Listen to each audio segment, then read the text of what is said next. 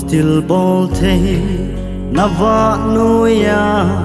kading ampoi o kamol phautai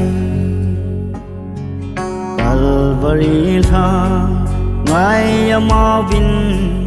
aleng vai kahin khohi alo dim tai kalong gil hi lung sen o nem in kaza in ban khole tui o ai ban pi pa ka ba choi chim poi ka than dam pu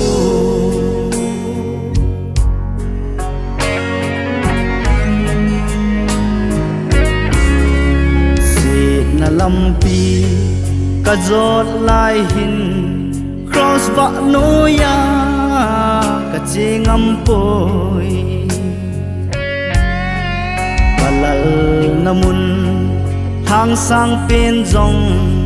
ai su chim pe ngai lu jalin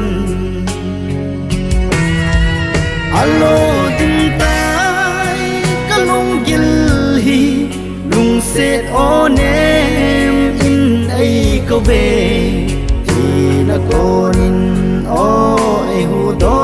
tai ka ba choi chim poi ka handam pu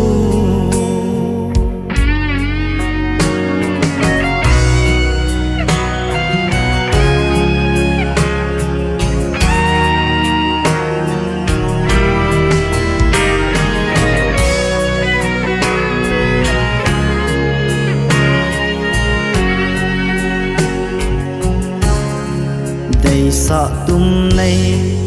aphal ji poi ngai lu na pon ai sil pe tai ngai nem na hin khôn ai tho set na tong din ai phal ji poi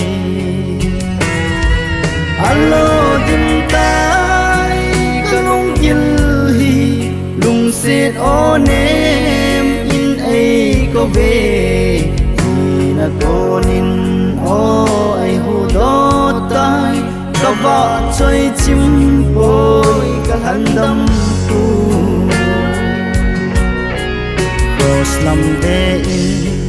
che tao hi te lei nop sa na ho tal hao hi te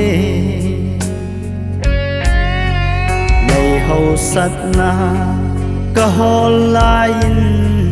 chol nga na ding thei poi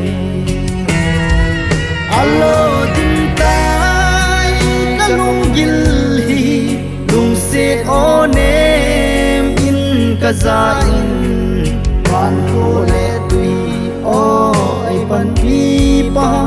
ka ba choi chim poi ka handam pu